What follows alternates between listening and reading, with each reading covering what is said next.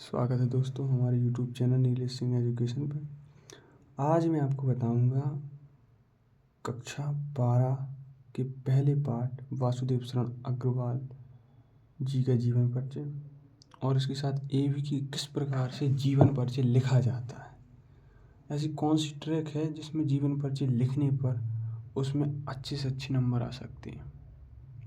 तो चलिए दोस्तों मैं शुरू करता हूँ।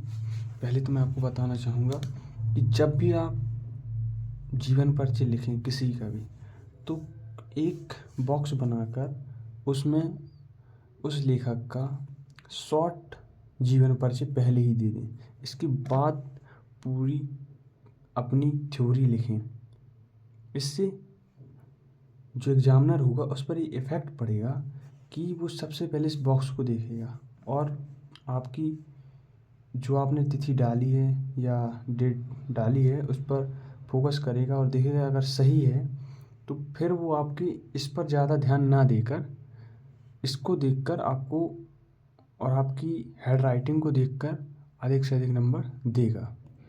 तो जैसे मैंने लिखा है, पहले मैंने उनके जन्म के बारे में लिखा यहाँ से यहाँ तक, फिर उनकी जो उनने पढ़ाई की इसके बारे में, फिर उनके क्या अचीवमेंट थे और भी किस टाइप के लेखक थे उसके बारे में, फिर कुछ उनकी ऐसी विशेषताएं जो हिंदी जगत में उनको अमर बनाती हैं वो लिखी। इसके बाद उनकी रचनाएं लिखी और अंत में मैंने लास्ट में उनके द्वारा लिखित जो निबंध है राष्ट्र का स्वरूप, उसके ऊपर 2-4 लाइनें लिख दी और अपना जीवन परिचय समाप्त किया। अगर आप ऐसे पैराग्राफ, एक पैराग्राफ, 2 पैराग्राफ, अगर पैराग्राफ वाइज लिखेंगे तो आपको अधिक नंबर देंगे और इस पर इम्पैक्ट पड़ता है टीचर पर, एग्जामिनर पर, कि वो आपको अधिक नंबर दे। इसमें देखने पर आपको लगेगा कि बहुत अच्छा लिखा है और अगर जब एग्जामिनर देखेगा अच्छा लिखा है और सही लिखा है तो नंबर आप कॉस्टली आपको पैसे भी मिल जाएंगे। तो जैसे मैंने लिखा है मैं आपको पढ़ के बताता हूँ। जीवन परिचय। वासुदेव शरण अग्रवाल जी का जन्म सन 1914 ईस्वी में लखनऊ के एक प्रतिष्ठित वैश्य परिवार में हुआ था। सन 1929 ईस्वी में लखनऊ विश्वविद्यालय से उन्होंने एमए किया। तदनंतर मथुरा के पुरातत्व संग्रहालय के अध्यक्ष पद पर रहे। सन 1941 ईस्वी में उन्होंने पीएचडी की तथा 1946 ईस्वी में डीएलएड की उपाधि प्राप्त की।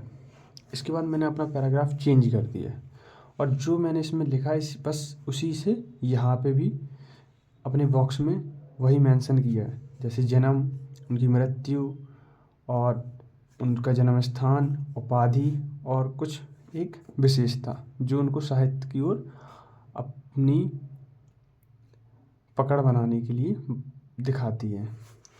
अब मैंने पैराग्राफ चेंज किया। भारतीय संस्कृति, पुरातत्व और प्राचीन इतिहास के ज्ञाता होने के कारण डॉक्टर अग्रवाल के मन में भारतीय संस्कृति को वैज्ञानिक और अनुसंधान की दृष्टि से प्रकाश में लाने की इच्छा थी। अतः इन्होंने उत्कृष्ट अनुसंधानात्मक निबंधों की रचना की थी। देखिए मैंने यहाँ पे लिखा, फिर इसके बाद फिर पैराग्राफ चेंज किया और फिर लिखना शुरू किया। इसमें मैंने उनकी वैज्ञानिक दृष्टि पर जोर दिया। भारतीय संस्कृति को सही मायनों में समझने के कारण उन्होंने अपनी लेखनी में भी संस्कृति के पहलू को सबके सामने रखा, वो भी एक वैज्ञानिक दृष्टि के रूप में। इनकी रचनाओं में हिंदी भाषा के अनुरूप विषयों का चयन और उन पर अपने शब्दों को अनुकूलित करना अग्रवाल जी अच्छी तरह जानते थे। इसीलिए तो उनकी भाषा स्पष्ट और परिमार्जित है। बस मैंने यहाँ से पैराग्राफ लिया, इतना लिखा। इसके बाद मैंने उनकी रचनाओं पर जोर दिया। और जब आप लिखें, रचनाएं लिखें या कोई ऐसा कीवर्ड हो, उसको ब्लैक पेन से लिख दें कि टीचर की जो निगाह है वो सबसे पहले आपकी की जो मेन पॉइंट हैंगे ब्लैक पेन से लिखे हुए उस पर जाए, जिससे वो आपको अधिक नंबर देगा। थोड़ा समय लगेगा और मैं आपसे कहूँगा कि आपकी अच्छी हैंड राइटिंग और कुछ कीवर्ड जो लिखने हैं आपको, जिससे आपको अधिक से अधिक नंबर मिलेंगे। जैसे मैंने यहाँ पे लिखा है कल्पवृक्ष, पृथ्वीपुत्र, भारत की एकता, माता भूमि। इसके बाद मैंने जो उन्हें पाठ लिखा है, जैसे हमें पता है कि राष्ट्र का स्वरूप उनका पाठ जो हमारे सिलेबस में आता है वो है, और उनने एक कहाँ से उठाया गया है जो है, ये पूरा तो है नहीं उनके लिखा हुआ, उसकी एक पार्ट उठाया है। तो प्रस्तुत निबंध जो कि निबंध है एक राष्ट्र का स्वरूप, इनके पृथ्वीपुत्र नामक निबंध संग्रह से लिया गया है। इस निबंध में लेखक ने यह बताया है कि राष्ट्र का स्वरूप 3 तत्वों से मिलकर बना है। ये 3 तत्व हैं पृथ्वी, जन और संस्कृति।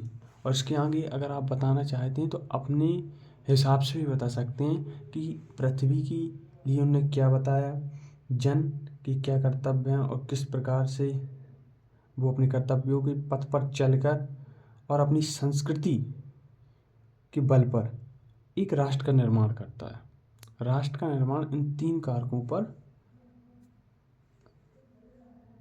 वशीभूत होता है और ये मुख्य कारक के रूप में काम करते हैं कि राष्ट्र को अच्छा बनाने के लिए, और इन्हीं पर हमने जोर दिया है। आप इसको थोड़ी विस्तार से भी लिख सकते हैं, और अगर आपको ये वीडियो अच्छी लगी हो तो प्लीज़ सब्सक्राइब कीजिए। एक अपने मित्र जो भी आपका बेस्ट फ्रेंड हो उसे शेयर कीजिए, और मैं एक गारंटी से कह सकता हूँ कि 100% यह जीवन परिचय आपकी बोर्ड परीक्षा में पूछा जाएगा।